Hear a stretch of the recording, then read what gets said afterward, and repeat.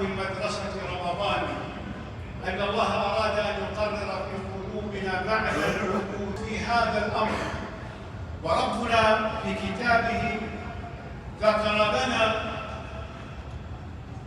امرأة عمران أو فوتنا أو فرطنا فذلك بعجزنا وكسلنا فنتوب إليك ونستغفرك ونسألك عفوك وعافيتك أن تحيط بنا وتنزلها علينا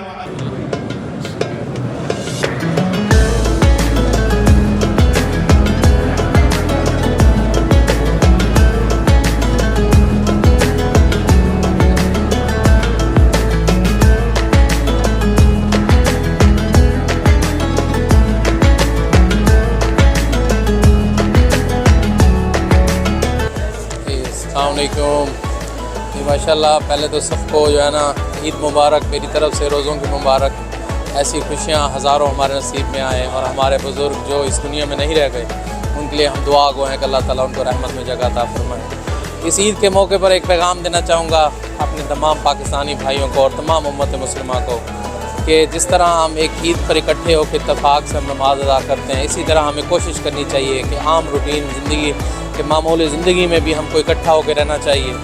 और जिस तरह हम इस माह रमज़ान में लोगों की मदद करते हैं, अल्लाह तौफीक दे के हमें पूरा साल हम अपने भाइयों की मदद करें।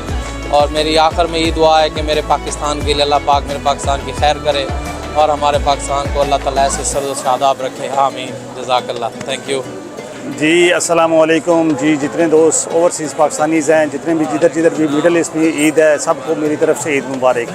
आखिर पे दुआ है अल्लाह ताला की ज़ात के सामने हमारे मुल्क पाकिस्तान की खैर हो। आमीन सुमा आमीन। मेरी तरफ से अहले वतन को सबको ईद मुबारक। आज बड़ा खुशी का दिन है। जितने मेरे तमाम पाकिस्तानी भाई उनको मेरी तरफ से ईद मुबारक। और परदेश में अपनों की कमी महसूस होती है,